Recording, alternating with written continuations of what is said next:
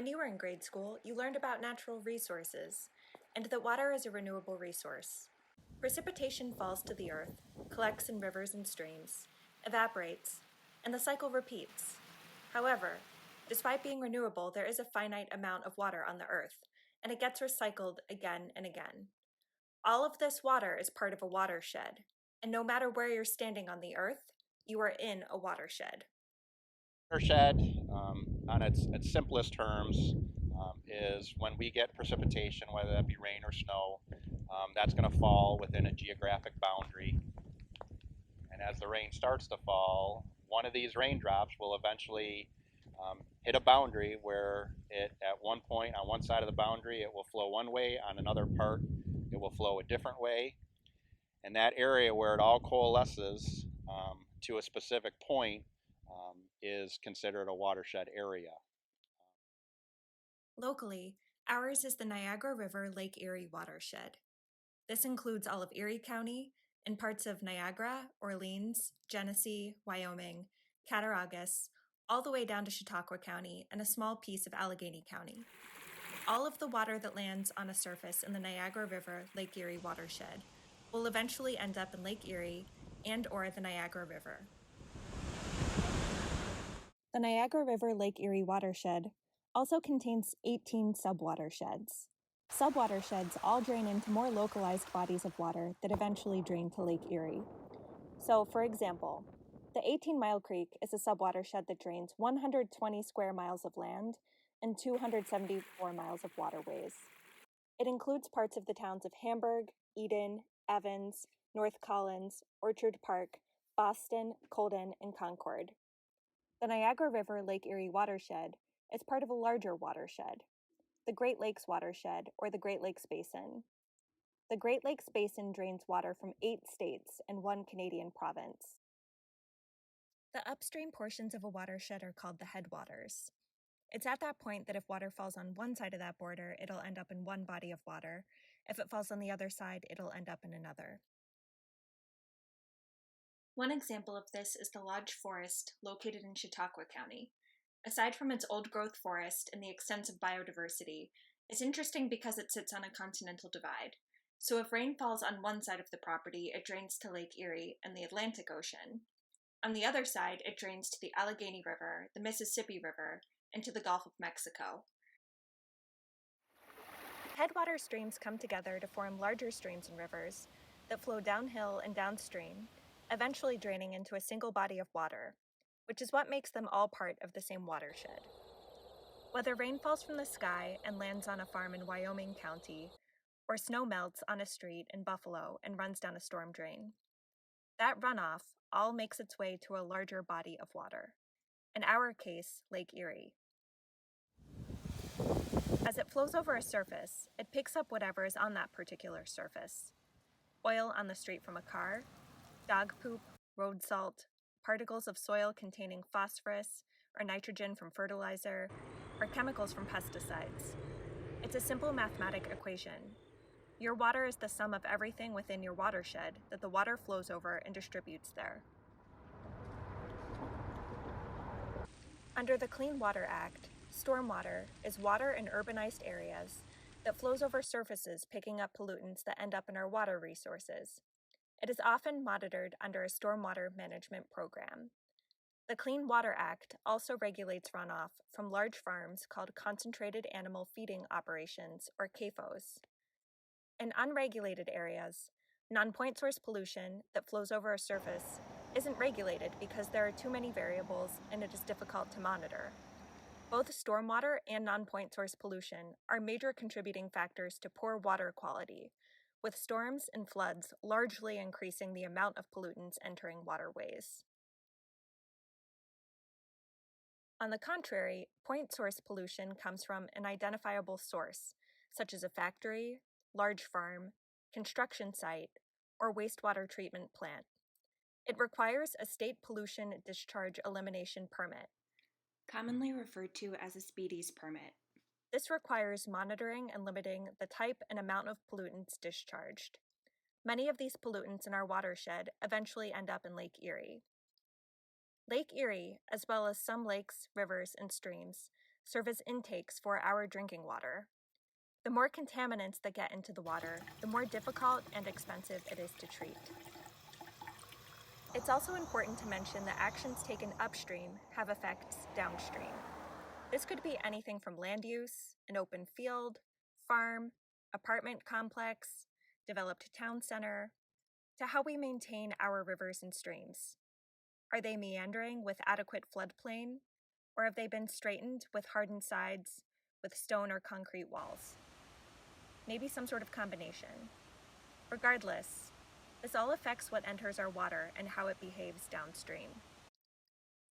The good news is that there are opportunities to use a more strategic approach when it comes to land use planning and managing our natural resources that result in cleaner water and less effort to treat the water.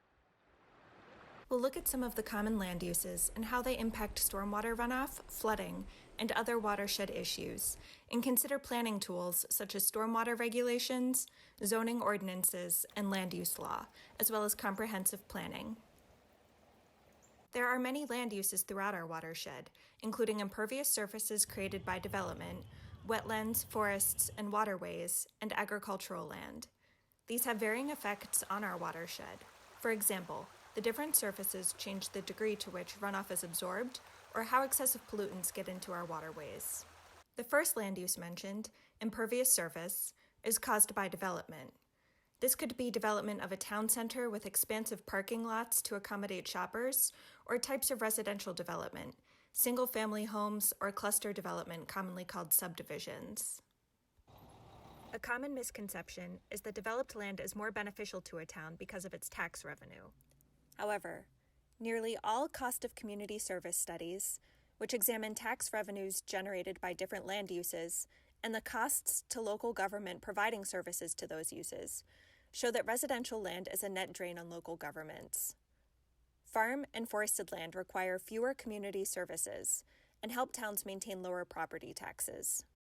There are a variety of planning tools to consider that help manage or mitigate stormwater runoff, flooding, and erosion.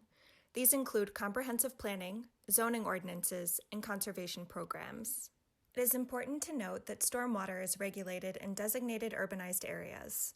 Stormwater is a source of water pollution, and the EPA's Stormwater Phase 2 rule requires municipalities and regulated areas to plan and implement actions to reduce pollution from stormwater. Municipalities are required to approve and implement a stormwater prevention plan. Every municipality should have a stormwater officer who is responsible for overseeing implementation and reporting. In Western New York, the Western New York Stormwater Coalition supports regulated municipalities in Niagara and Erie counties in meeting New York State requirements and reducing stormwater pollution. When discussing water-related issues in the town of Boston, Supervisor Jason Keating identified a few that we've seen in various towns in our watershed. Drainage, hands down, for the town of Boston is and probably will be, for the foreseeable future, the biggest hot topic that is out there. Let's face it, non-political comments here, everything aside, the 100-year floodplains that were there, and let's face it, the maps that are out there, they're from the from Army Corps of Engineers. Nothing against them, but the reality is these maps are from the 70s or the 80s. They have not been updated in decades. In today's world, today's climate, call it what you want, climate change, global warming, whatever people want, whatever adjective or descriptive term they want to give to it. The reality is that these floods and the rains are not what they were just even 10 years ago. Flooding is a common issue across most of our subwatersheds. Some of it is due to development and increased paved, impervious surfaces where water is no longer absorbed, compounded with increased precipitation in the region. In others, it's from erosion causing log jams or from ice jams forming. The water is an issue, and part of that is due to the fact of the 219 splitting the town of Boston right down the middle. And anyone that is in relatively close proximity to the 219, there's been quite a few complaints about the amount of salinity because of the road salt that's placed on the roads, which is obviously becoming a hot topic. The New York State Association of Highway Superintendents has covered this quite extensively in trying to look at a way to reduce the amount of salt that goes on our roads. The second complaint is the amount of sulfur and or high mineral content. And so that is something that people said that once the 219 did go through, that they saw that the quality of their well water literally changed just about overnight. So we're working on the it's called the Drainage Improvement Plan and Drainage Improvement Area. That's something that we've partnered with our town engineer, and they're going to be going and assessing all of the outfalls. They're going to be assessing our MS4 district. They're going to be assessing all of the tributaries to the 18-mile creek bed, as well as any of the ravines that are throughout the community that have been here for many years. Because as development has happened and new homes have come into the area, of course, the water flow coming off of the hills has increased, thus impacting the water level and volume, the sheer volume of water coming through 18-Mile Creek. So that is hopefully it will all be in the plan as well. While stormwater regulations help guide actions in more urbanized or developed areas, there are planning tools that can be used by any municipality, whether rural, suburban, or urban. Another key planning tool is zoning ordinances. These codify the vision for what a community wants itself to look like by placing limitations on how specific land can be used. By having enforceable regulations for building and use of space, natural resources can be protected from decisions made on privately owned property. Zoning commonly employed for the protection of water resources includes establishing open spaces in conservation districts, special use districts, buffer areas limiting development near a water body, and restrictions on the allowable amount of impervious surface in a zone. Zoning can also be used to drive development to specifically identified geographies in the town. This helps create focused clusters of development, preventing open land from being developed. This is what we call smart growth, which has a variety of benefits, including protecting our water resources.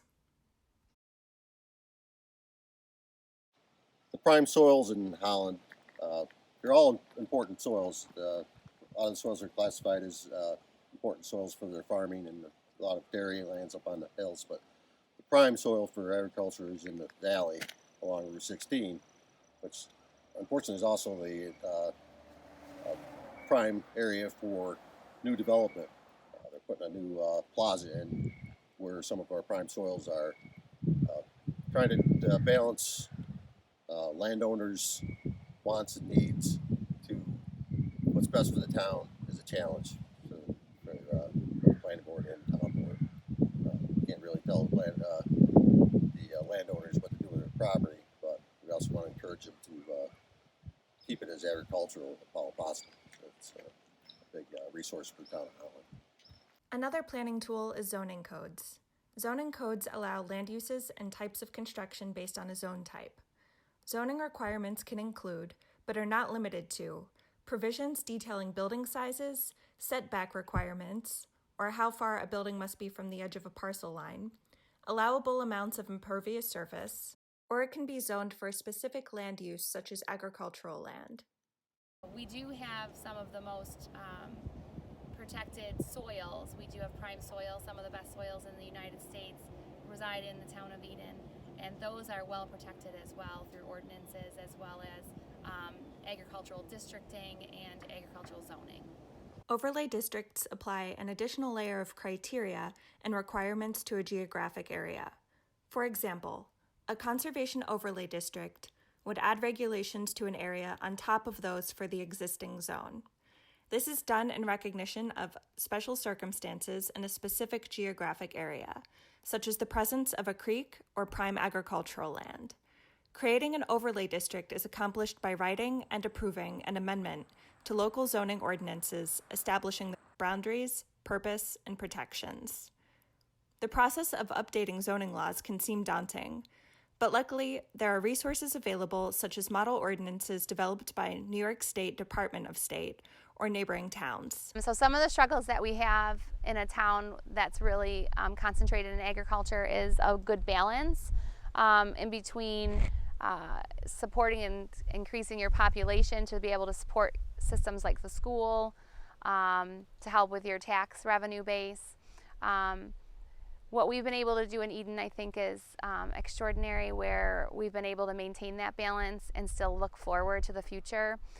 Through our comprehensive plan update, we are looking at as I mentioned before, removing rural residential out of our zoning and increasing our agricultural as well as our suburban in order to accomplish both goals and even out that balance, where we'll still be able to heavily support agriculture and increase that protection of agricultural and resources there, as well as increase our suburban by doing cluster development so that we can continue to support our school system and our tax base. By having residential zoning areas and clustering development, it's easier and less costly for the town to ensure sewer and water infrastructure is done properly, and also that there's adequate planning to balance drainage with impervious surface. It concentrates the effects of development, providing less of a threat to farmland, forests, open space, and wetlands. For example, one opportunity in cluster development is to require green infrastructure in your land use and zoning ordinances. Comprehensive plans are an important component in this process. They reflect community values and desires and create a roadmap to implement codes and programs that will meet those goals. We just recently redid our comprehensive plan, and there we addressed how we would do development, whether it be in certain development zones. We also considered implementing an overdraft, so overlay of zoning for the wellhead protection. Not only where the wells themselves are located, but that aquifer is fed from certain zones in Holland, and outside of Holland are kind of out of our control. Glacial moraines up here on the hill can feed up to 30% of the water that goes into that aquifer. So protecting those zones as well is a concern. That's a very rural area, and again, you're balancing the landowners' wants and needs and to what's best for the water quality of the towns. Another option is putting land aside for conservation through acquisition or easements. Conserving land maintains natural systems and allows for water to be absorbed and filtered, providing habitat. According to the EPA, it is also proven to provide avoided costs downstream because of the filtration it provides. Land can be conserved by the town itself or by working with a land trust to protect valuable land in your community. New York State has a handful of funding programs to support land conservation. Yeah, and also doing some agricultural zoning implementation as far as maybe some incentives for the farmers to keep it as working with the Land Conservancy and such, and encouraging that. So. Looking forward, most towns throughout our watershed, if they haven't started to already, are going to have to consider a combination of water-related solutions. The example I use and I bring to the table, look at our look at our country down south. The flooding, they're investing in their infrastructure, they're investing in how to handle water. That's exactly what we need to do here. We've had many years that we have not had to do this in I'll call it the Northeast, but I think it's, time is of the essence. If we don't start taking care of things now, yes, people's basements will continue to flood, we'll continue to have washouts, we'll continue to have erosion, all these other problems, and ultimately that does fall on government, whether it's local government, county government, or state for that matter. So, and infrastructure is going to be a big topic of discussion. That's my prediction for quite some time to come. Whatever the case, when looking for solutions, there isn't a one-size-fits-all option. Depending on the size or source of the issue, some solutions may be larger in scale or more costly than others. A lot of the time, the town isn't the only party involved. It takes working across town lines with county and state level government to get things done. The town doesn't have a lot to work with. They have to be running on a tight budget, so working with the town, with the other institutions like the Soil and Water Conservation and LUPA and Erie County Water Quality Committee allows us to get some grant money to do these projects properly and keep some of the issues from becoming an issue in the future. Controlling erosion, doing the ditches correctly is one example. One of the benefits I can say here in Erie County that we have is it's called the Association of Erie County Governments, and all of us supervisors, we're a bipartisan group, and we all work very well together. There's many of us that see eye to eye on a lot of key issues, especially because it affects our municipalities, and we certainly know that there are the associated costs with some of these projects. those watersheds don't know a political boundary. Where we share a watershed with Niagara County or Wyoming County or Cattaraugus or Chautauqua County, then from a municipal perspective, you might have 9 or 10 or 11 different municipalities that are all within one specific watershed. So what we also try to do is, as those folks are stakeholders, the upper watershed might be dealing with issues such as erosion and debris in the streams. Well, where does that debris end up? That debris ends up downstream, which might be causing localized flooding for downstream municipalities. So there's a few organizations and a few entities out there. One in particular, the Water Quality Coordinating Committee, is a group of folks that meets every other month to discuss water quality issues. And it's really a forum for one municipality to talk about issues and concerns with another municipality, and have other environmental or conservation related folks there to give guidance or to try to focus areas of concern and try to address issues of similar concern. Thank you for attending What is a Watershed? We hope that you came away with a better understanding of what a watershed is and how your community's actions impact our water resources. As you reflect on the presentation, please don't hesitate to reach out to any of the organizations listed if you have any questions about the presentation, issues, or ideas for future projects.